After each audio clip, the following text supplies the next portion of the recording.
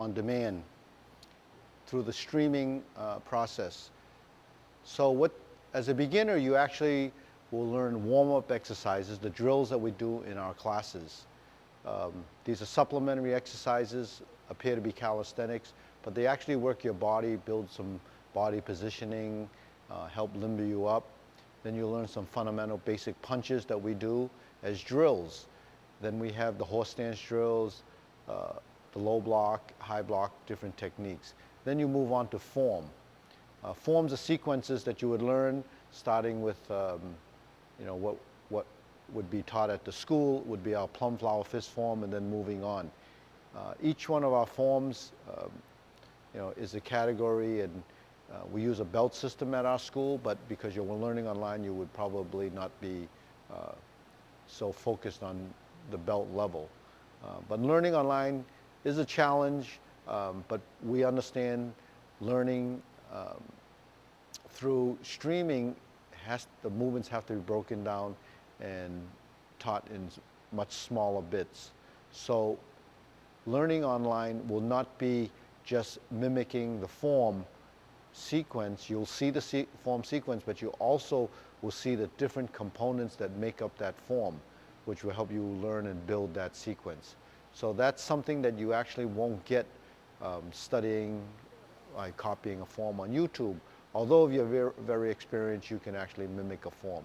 Now, aside from sequence, you have to understand the concepts and the theory behind why we do the forms a certain way and why the position is a certain way. None of that can be understood the first time around. Now, that's for the novice. And then as you evolve, there'll be tutorials on some of the explanations, some of explanation of the techniques involved and why certain movements should be done a certain way. As you get to be intermediate or even to the teacher level, teachers may not need to learn sequence because you already have a pretty good foundation of the Hung Gar forms.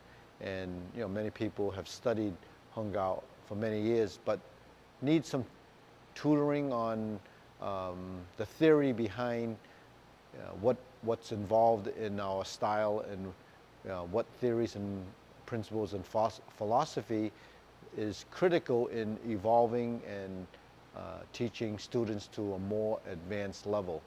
Now these basic bits of information are very valuable.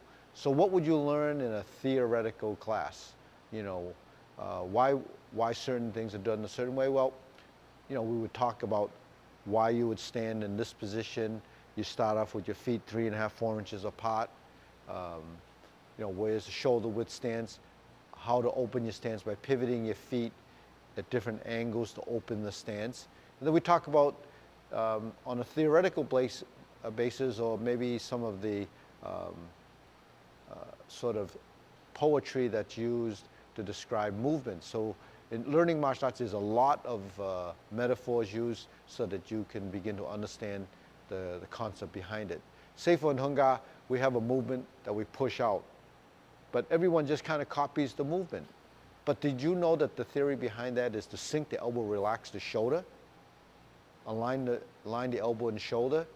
That's a concept, and that theory is actually discussed in the class.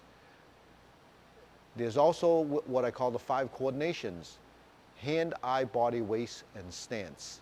Those are the 5 coordinations that has to be understood, that the hands and eyes are coordinated, the eyes follow the hands, that the body has body form, that the hands have specific techniques.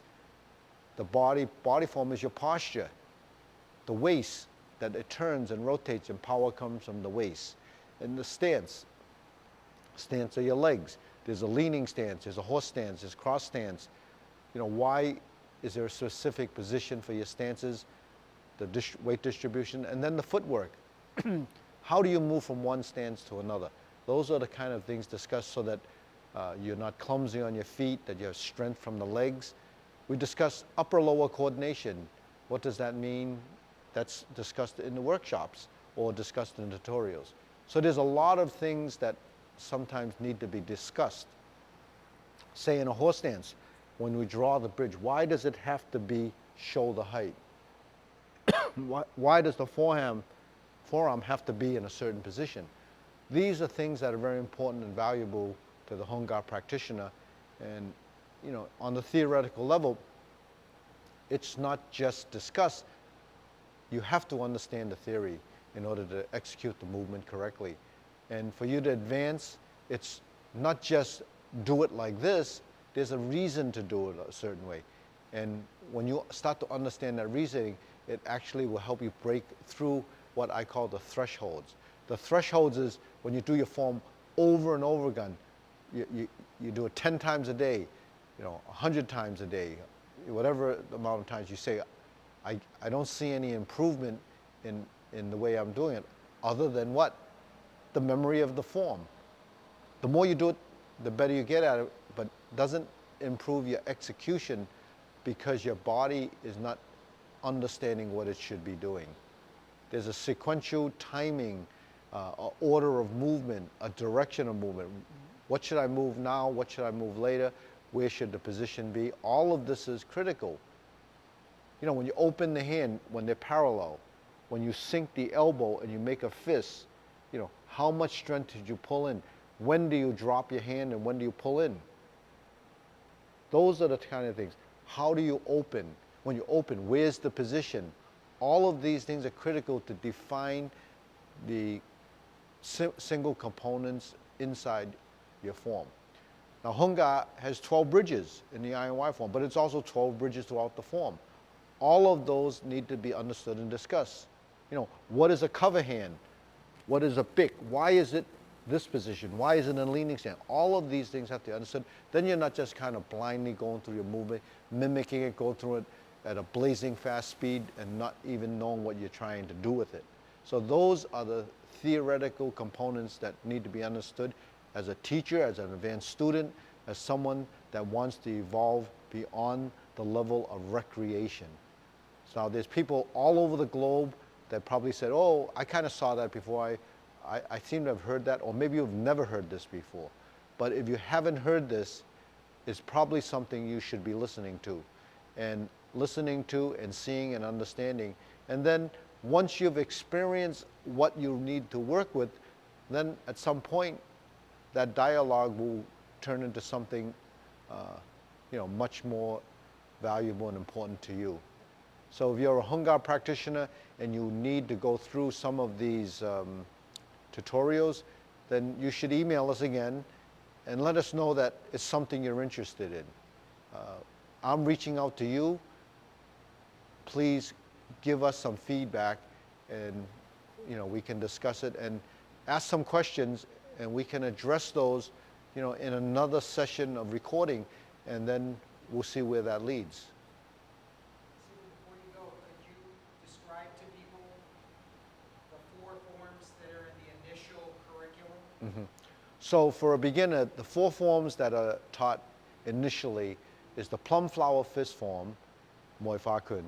The second form we teach is Lao Ga Kun, the Lao family fist form. The third form is a little bit different. It's called Bang Bu Kun. It's a praying mantis form. It's called breaking step in the translation. And then we teach the 4th form, which has been taught by our grandmaster in many, many workshops. It's called the war palm fist form. So those 4 forms are our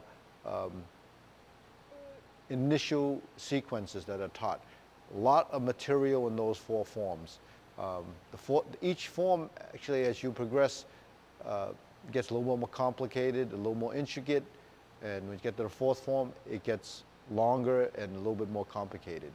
However, building sequential sequences in form is part of building muscle memory. What's inside the form? All your techniques. It's a book of movement.